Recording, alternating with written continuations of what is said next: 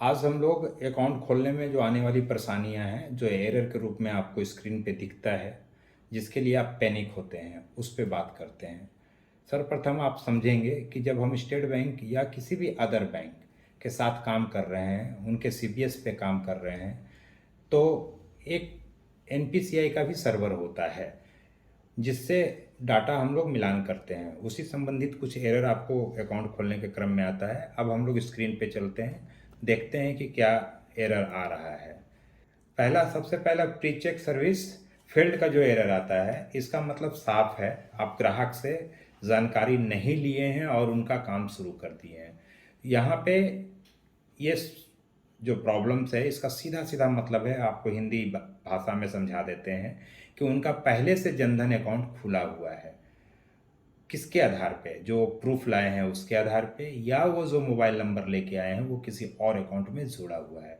तो आपको निश्चिंत रहना है कि ये खाता नहीं खुलेगा। ग्राहक से हाथ जोड़िए, ग्राहक को बोलिए कि आप कहीं खुला चुके हैं, आप आगे जाइए।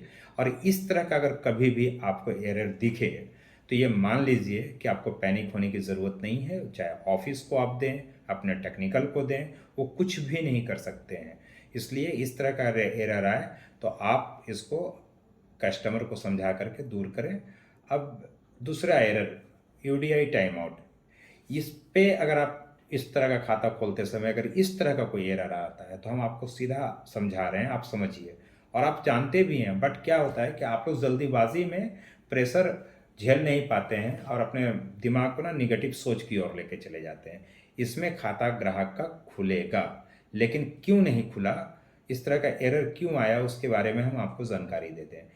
एनपीसीआई का जो सर्वर है और स्टेट बैंक का जो सर्वर है या अदर बैंक, जो भी बैंक में आप काम कर रहे हैं, उनमें आपस में डाटा फैच नहीं हो रहा है, क्योंकि सर्वर जो है ओवरलोडेड है, या स्पीड जो डाटा जितना जल्दी जाना चाहिए उनके पास नहीं जा रहा है।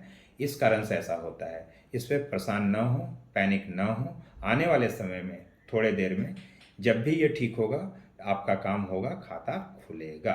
तीसरा, हम देख रहे हैं इंस्टेंट अकाउंट कस्टमर एनरोलमेंट। इसमें भी बिल्कुल वही बात होती है।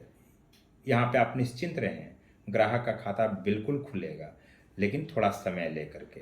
यहाँ पे आप देख रहे होंगे, आप स्क्रीन को देखिए, समझ में आ जाएगा आपको साफ साफ क्या लिखा हुआ है। अब पूरी बात अगर पढ़ करके हम समझाएं तो बहुत ही टाइम लगेगा। इसमें this error comes to be CBS NPCI data not fetching. Not का मतलब नहीं, फैच नहीं कर रहा है। जब काम करने लगेगा तो ये खाता खुलेगा। इसके बाद हम लोग चलते हैं, जो ट्रांजेक्शन्स के समय में आपको एरर आता है, यहाँ भी वही कहानी है, ट्रांजेक्शन्स टाइम आउट।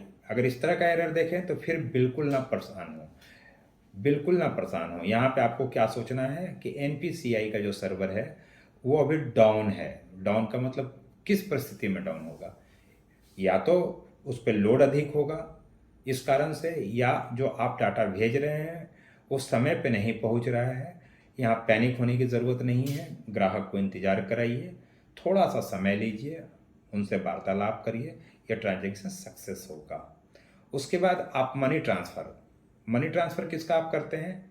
अपने ग्राहक का। अपना ग्राहक मतलब अगर आप बैंक ऑफ इंडिया चला रहे हैं तो बैंक ऑफ इंडिया के ग्राहक का, बैंक ऑफ बड़ौदा चला रहे हैं तो बैंक ऑफ बड़ौदा का ग्राहक का, एसबीआई चला रहे हैं तो एसबीआई के ग्राहक का। मनी ट्रांसफ़र मेनू अपने बैंक के ग्राहक का किया जाता है, जिसके पोर्टल से आप काम कर रहे हैं। अगर इस तरह का कोई मेरर आता है ना, अकाउंट मतलब क्या होता है? घटना।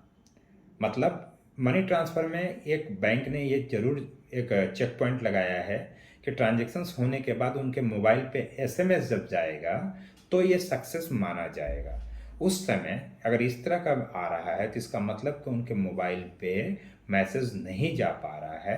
कारण वही हो सकता है, सर्वर का डाउन होना, आपका जो इंटरनेट कनेक्टिविटी है उसका स्पीड सही नहीं होना, बहुत सारी जानकारियाँ हैं। आप यहाँ पे निश्चिंत रहें, थोड़ी देर बात करेंगे, अवश्य सक्सेस, सफलता आपको मिलेगी। अब हम लोग यहाँ पे चल रहे हैं, आप एक एरर देख रहे हैं स्क्रीन पे। यहाँ पे भी वही बात हो रहा है कि compliances formalities with SBI then other customer can not be amount sum. ये आईएमपीएस के केस में होता है। जब आईएमपीएस अदर बैंक के ग्राहक जब आपके सेंटर पे आते हैं और अब एईपीएस के माध्यम से विड्रॉवल करते हैं तो इस तरह का आपको एरर दिखेगा यहाँ पे भी आपको आँख पकाने की ज़रूरत नहीं है, समझने की ज़रूरत है कि क्यों ऐसा होता है। वर्तमान समय में जितने भी बैंक हैं, वो अपने बिज़नेस को डाइवर्ट ना हो, उसके लिए कुछ कंप्लायंसेस निर्धारित कर रखे हैं, जो डिजिटली होता है। जैसे एफएमआर, एफआईआर, अगर इसको पूरा हम समझेंगे, एफ का मतलब फिंगर होता है, एफआईआर का मतलब फिंगर का पूरा इमेज, है ना। तो ये जानकारी कुछ बैंक छिपा लेते हैं, अपने सर्वर से छिपा लेते हैं कि वो दूसरे के पोर्टल पे जा करके विड्रॉवल ना करें। अक्सर हाँ ये देखा जाता है, ये परेशानी 4-5 बैंकों के साथ आता है, जो देखने में आया है, आप भी महसूस करते होंगे। सर्वप्रथम सेंट्रल बैंक के साथ होता है, आईसीआईसीआई के साथ होता है, पंजाब एंड सिंध बैंक के साथ होता है।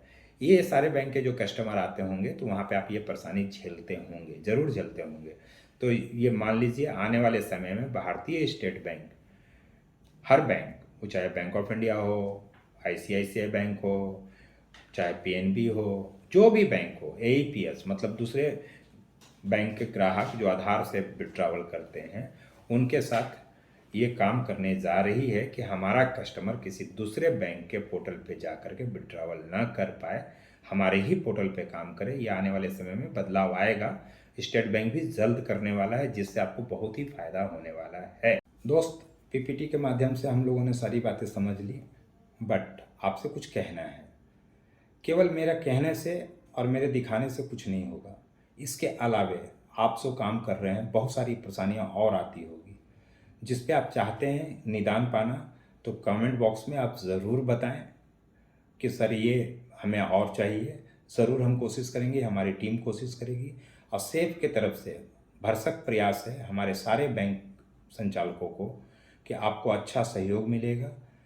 लेकिन इसके लिए आपको करना क्या है, छोटा सा रिक्वेस्ट है। जानकारी प्राप्त करने के लिए इस चैनल के माध्यम से आपको लाइक, सब्सक्राइब, बेल बटन, ये सब दबाना होता है। और क्यों नहीं करेंगे आप, यहाँ तो हम आपका एक सहयोगी के रूप में हैं। मुस्कुराइए और साथ में चलिए, सहयोग करिए। धन्यवाद।